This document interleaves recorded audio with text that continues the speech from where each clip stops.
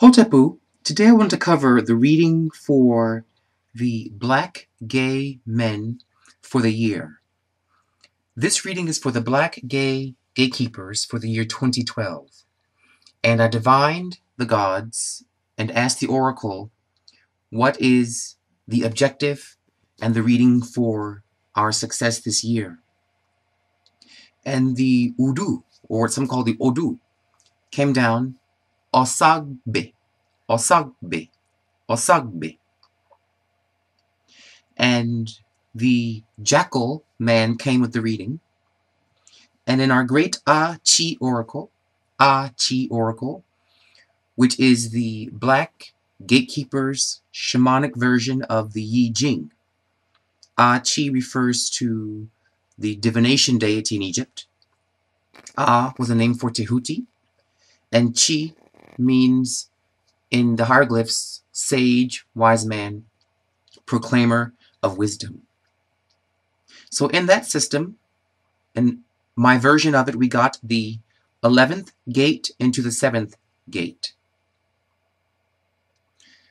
with the lines 1 and 3 changing in 11, and line 2 yelling in 11.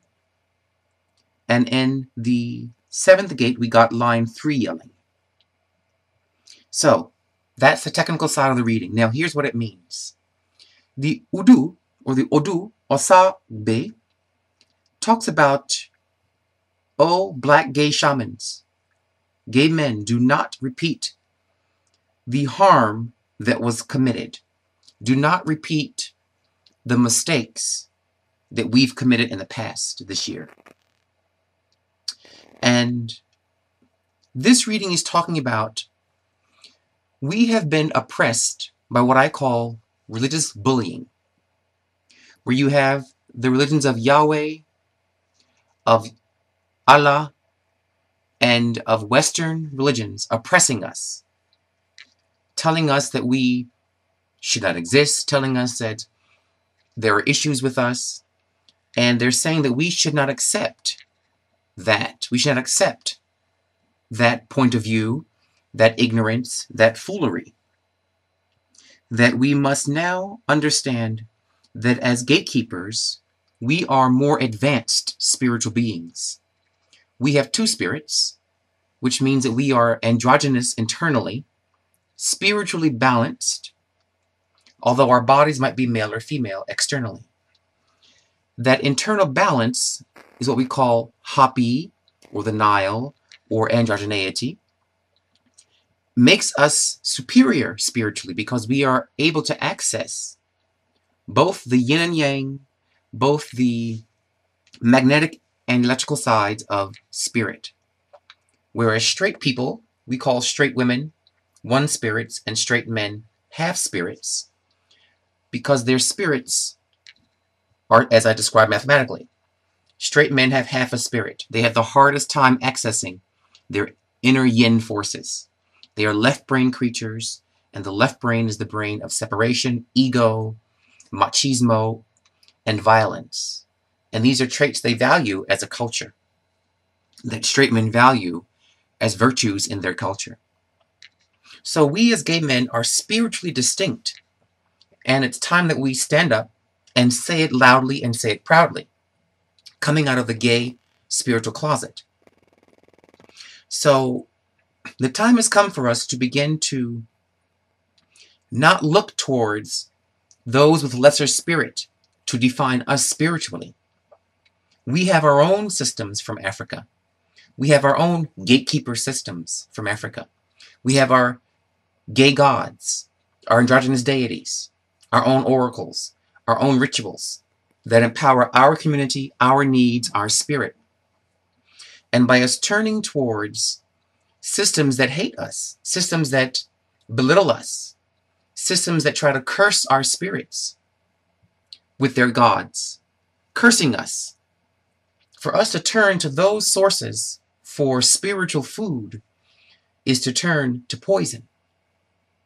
And so, what's happening here in 2012, the ancestors are saying the time has come for us to look to our own sources of spiritual enlightenment.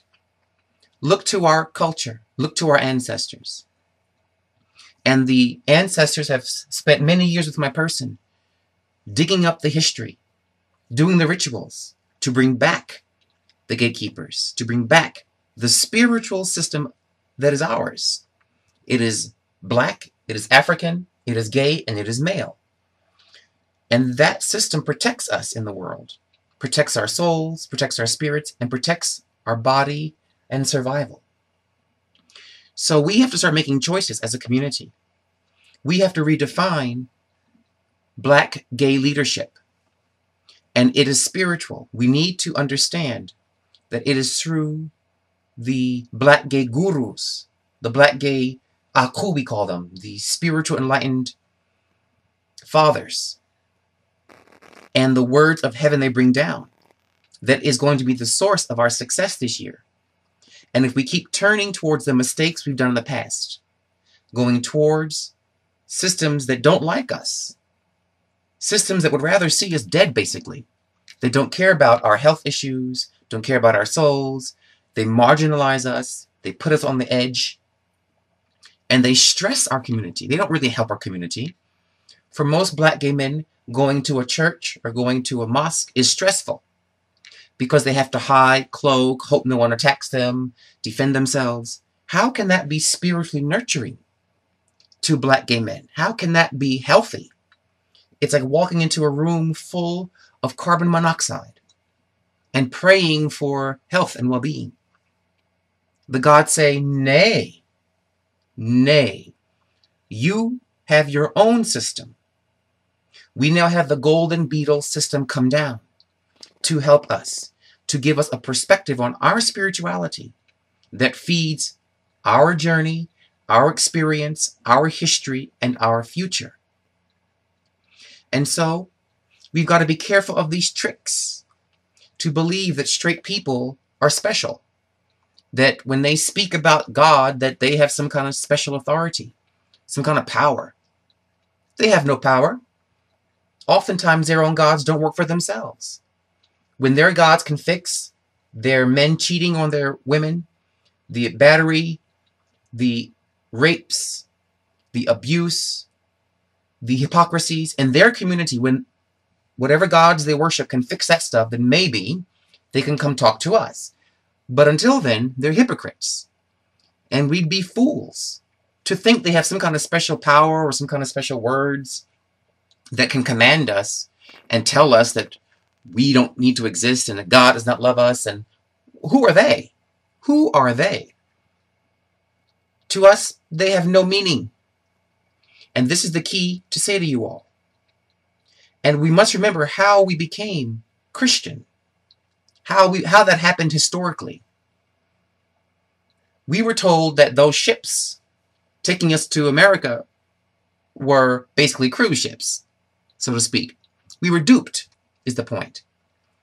We became Christians through an act of terrorism, what they call colonialism, but it's really terrorism on Africa. And we were forced to stop speaking our language, to stop drumming, to stop calling our gods, and to call the God of the conquerors, of the terrorists. And this is something we must start to understand, because the ancestors are very strong in this reading this year. And we must look at the facts. So it is folly for us to turn towards that which hanged our foreparents, burned us on the cross, destroyed our land, robbed us blind from our motherland, and even those back in Africa who then and now are still homophobic. There are systems in Africa, black people in Africa, who are attacking us. Here in America, who are blacks attacking us. So it's not just a race issue. It's a spiritual issue. And straight people have been attacking us constantly for as long as we can recall in modern history. So why turn to them to define you spiritually? Why ask their opinion? Why should you give 2 pennies what they think about us when you have your own system come down? We have our own gods that support us, look after us, that will heal our community's spirit and our bodies? When will we stop begging for approval? When will we stop being reactive to when we're offended by straights or offended by black people or whatever, and we react and we have a protest? When will we start taking authority? When will we stand up as men and say, no, no, we define this. We set the tone. We set the trend. The same way that we do in the arts and in music. We set the trends. In fashion, we set the trends. So that power must now come forth to the spiritual front. You need no straight person's approval. Not your mother if she's straight, if she's not liking you. You need her approval for your being, a two-spirit, a gatekeeper, or your father's approval, or a church or temple or synagogue that has harmed you, that hates you, that talks about it in their book, how much they hate you. We must stop being weak. We must now be strong men and define ourselves. And we look to the best of our ancient ancestry to show us the way. We must, as they say, Sankofa.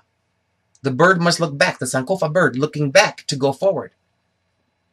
We must look back to our history, our spiritual legacy that's been covered over by black Africans, by black African Americans, by white people, by straight people. It's not their responsibility to show us who we are, tell us who we are, and show us our path to enlightenment. That's our duty. And so this reading is talking about we've got to stop going back to this psychopathic tendency to turn towards those who don't like us, who oppress us, for approval. Who are they? Who are they and who do they think they are to come up in our face and define us? Well, I hope they're ready for the return serve on that one.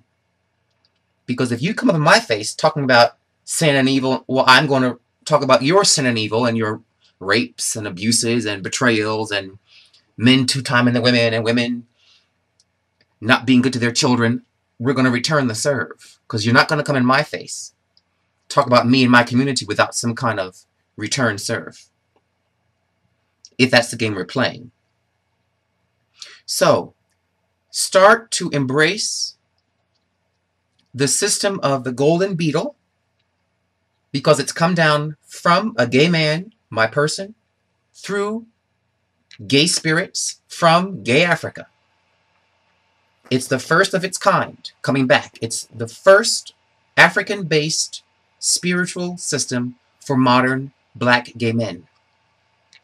And it's time for people to study it, to embrace it, to work it, to improve it, to expand it, to find your place in it, and to contribute to it. Because only through the spirit, the gay spirit, the gatekeeper's two spirits, can we heal ourselves. Nothing of the physical world can heal us. Only our spiritual power, our fairy dust, our glitter within can heal us. And now we have a map called the Golden Beetle System to help us. I've gone through many years of training. In Africa, I am a Babalawo. I am officially ordained in the rainforest of Nigeria by Chief Afolabi Pega, who goes back to the 1400s AD as a high priest. He initiated me in Africa. I am the real deal. And I have the oracles at my disposal to help my community. I'm the only gay high priest doing this. And it's time that you embrace that and you begin to contribute to it, expand it, improve it, and begin to push it to the next level. So come home to Africa. Straights have no special powers. They have no say in our community. They are tangential to us the way they make us tangential to their world. And the time has come for us to stop repeating the foolishness of our mistakes of thinking that we need their point of view. Do they need your point of view to be happy straight people? Nope. So be it for us.